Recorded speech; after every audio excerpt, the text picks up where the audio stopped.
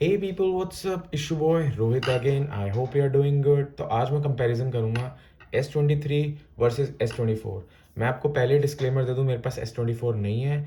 मैंने ये जितनी भी इसकी रिसर्च करी है उनकी वेबसाइट से जाके करी है, सैमसंग वालों की, और दूसरी वेबसाइट से जाके जो सर्टिफाइड है वहाँ से मैंने उसके बारे में पढ़ा और कंपैरिजन करा। तो मैंने सोचा मैं एक वीडियो बना दूँ और बता दूँ मेरी राय, जो मुझे लगता है जो होना चाहिए। मैं आपको बताऊँगा कि कौन सा फ़ोन लेना चाहिए और कौन सा फ़ोन नहीं लेना चाहिए। तो अगर मैं बात करूँ सबसे पहले S23 की, तो ये मेरे को हो गए कम से कम 5-6 महीने हो गए यूज़ करते हो। तो मुझे तो अभी तक कोई दिक्कत नहीं है। मुझे फ़ोन बहुत पसंद आ रहा है, मुझे बहुत अच्छा लग रहा है। मैं एप्पल यूज़र हूँ, मेरे पास एप्पल का फ़ोन भी है और ये भी है, एप्पल से मैं रिकॉर्डिंग कर रहा हूँ।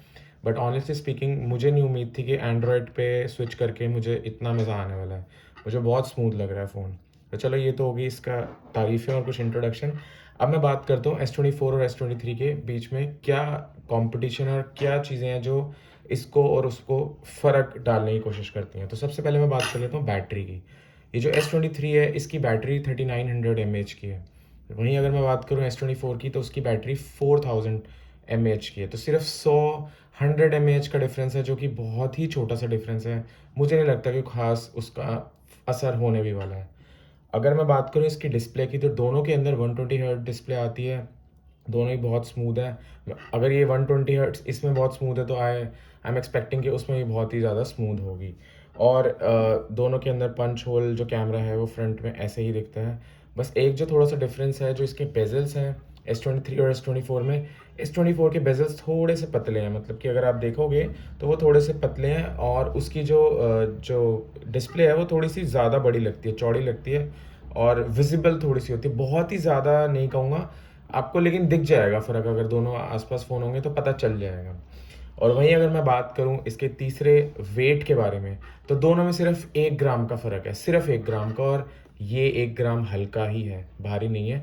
जिन लोगों को लाइट फ़ोन पसंद है, तो आई थिंक ये सबसे क्यूट और लाइट फ़ोन है और बहुत हैंडी फ़ोन है। मैं यूज़ कर रहा हूँ इसको, और सच बता रहा हूँ बहुत सुपर पावरफुल भी है at the very same time.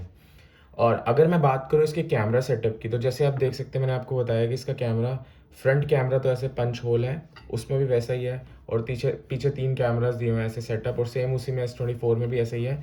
और मैं आपको सच बता रहा हूँ, मैंने बहुत रिसर्च करने की कोशिश करी, मुझे कुछ एक आधे पॉइंट के अलावा मुझे इन दोनों के कैमरास में कोई डिफरेंस नहीं लगा। इससे भी पिक्चर्स बहुत अमेजिंग आती हैं, आई एम प्रीटी श्योर उससे भी पिक्चर्स बहुत ही अच्छी आ रही होंगी। शायद इससे 19-20 का फ़र्क भी नहीं कहूँगा, 19.5 और 20 का फ़र्क ही होगा। तो जो मुझे नहीं लगता कि बहुत ज़्यादा फ़र्क है, जिससे कि किसी को बहुत ही, हाँ भाई, वाइट एंड ब्लैक का फ़र्क तो बिल्कुल नहीं है, बहुत ही मामूली सा माइन्यूट सा फ़र्क ही है। और अगर वहीं मैं बात करूँ इसके डिज़ाइन की, डिज़ाइन तो इसका वैसे ही बहुत प्रीमियम है, और इसका कलर ये बहुत ज़्यादा अच्छा लगता है। कैमरे में पता नहीं जस्टिफाई हो पा रहा है कि नहीं हो पा रहा है, लेकिन अगर आप देखोगे तो बहुत ज़्यादा ही सुंदर लगता है। और सेम डिज़ाइन अगर आप इस फ़ोन को S24 के साथ रख दोगे तो आपको डिफरेंस ही नहीं लगेगा, क्योंकि इसकी जो थिकनेस है वो भी ऑलमोस्ट सेम है, उसकी हल्की सी ज़्यादा है, लेकिन ऑलमोस्ट ऑलमोस्ट सेम है। अगर आप फ़ोन को दोनों को पीछे से देखोगे तो आपको पता ही नहीं चलेगा S23 कौन सा और S24 कौन सा है। हाँ, अगर आपके पास डब्बा होगा तो ज़रूर पता चल जाएगा। तो ये अगर मैं डिज़ाइन की बात करूँ तो मुझे नहीं कुछ फ़र्क लगा, और दोनों ही एकदम सेम है। हाँ, जो अब जो मेन एक डिफरेंस है जिससे फ़ोन थोड़ा सा स्टैंड आउट, थोड़ा सा डिफरेंशिएट हो पाता है, वो है इसका चिपसेट। देखो, अब ये बहुत सब्जेक्टिव सी बात तो नहीं है, थोड़ी सी तो है। अगर मैं थोड़ा सा बोलूँ, ये आता है स्नैपड्रैगन, ठीक है, जेन 2 के साथ। और जो S24 है वो ऑब्वियसली जेन 3 के साथ आना चाहिए था। तो वो सिर्फ 3 कंट्रीज़ में अवेलेबल है, बाकी हर जगह पे उन्होंने एक्जिनोस 2400 के साथ चिपसेट साथ ही भेजा है। मैं ये नहीं कह रहा कि वो चिपसेट बेकार है, मैं ये भी नहीं कह रहा कि ये बहुत मतलब ये हल्का और वो सही है, मतलब मैं ऐसा कुछ नहीं कह रहा। लेकिन हाँ, जेन 3 के मुकाबले में एक्जिनोस हल्का ही है, लेकिन इससे बहुत ही मामूली सा ठीक है। लेकिन बैटरी के, अगर एफिशिएंसी की बात करोगे, अगर बैटरी को ढंग से चलाने के लिए, तो भाई ये स्नैपड्रैगन जो कॉलकॉम वाले होते हैं इनका कोई मुकाबला नहीं है। तो उसमें तो भाई यही बाजी मारेगा, 101%, यही बात है। लेकिन अगर मैं बात करूँ इसके प्राइस की, तो S23 का जो प्राइस, S23 पहली बात तो बता दूँ 128 GB के वेरिएंट के साथ आता है। 8 GB उसकी रैम है और 128 उसके स्पेस स्टोरेज के साथ आता है। और जो S24 है वो आता है आपका 256 से स्टार्ट होता है 8 GB रैम के साथ। तो बस एक ये थोड़ा सा डिफरेंस है।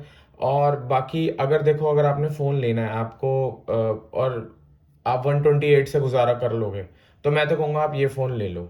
ये फ़ोन बनता है क्योंकि ये आ जाएगा आपका 53-54,000 के अराउंड। अब वही अगर S24 की बात करूँ तो वो स्टार्टिंग ही, अगर आप जितने भी कार्ड के वो लगा लो, तो 66 या 67,000, मतलब 65 to 70,000 के बीच में आपको पड़ेगा। वो डिपेंड करता है आप कहाँ से ले रहे हो, कौन से कार्ड्स यूज़ कर रहे हो। तो मेरे हिसाब से अगर आपको 128 में जाना है तो गो फॉर दिस। इस फ़ोन में कोई प्रॉब्लम नहीं है, आप इसको लॉन्ग फ़ोन यूज़ कर सकते हो। मुझे लगता है 5-6 साल आप फ़ोन यूज़ कर सकते हो, मुझे नहीं लगता कोई प्रॉब्लम है, क्योंकि सिक्योरिटी पैचेस भी, मेरे दोस्त के पास गूगल पिक्सल है, उससे पहले ही मेरे पास आया हुआ था। तो बहुत ज़्यादा इसमें काम कर रहे हैं और अपडेट्स भी आते ही रहते हैं। और अगर हाँ, किसी को 256 GB लेना है तो हाँ, मैं उसको बोलूँगा कि वो ले सकता है, क्योंकि ये 256 60,000 के आसपास कार है और वो 65 66 67 हज़ार रुपये का। तो 5-6 हज़ार देकर के अगर आपको S24 मिल रहा है, क्योंकि वो इस साल लॉन्च हुआ और ये पिछले साल लॉन्च हुआ था, 1 साल हो गया इसको, तो तब उस केस में मैं बोलूँगा कि आप S24 ले लो, अगर 256 GB लेना है तो। बाकी मेरी नज़र में तो दोनों ही बराबर है, दोनों ही अपनी अपनी जगह ठीक है। वो आप देखो कि आपको कौन सा वेरिएंट पसंद है, मतलब आपको स्पेस स्टोरेज की अगर बहुत ज़्यादा रिक्वायरमेंट है तो आप गो फॉर S24, अदरवाइज ये फ़ोन भी बहुत अच्छा है। तो thank you guys, I hope आपको वीडियो अच्छी लगी।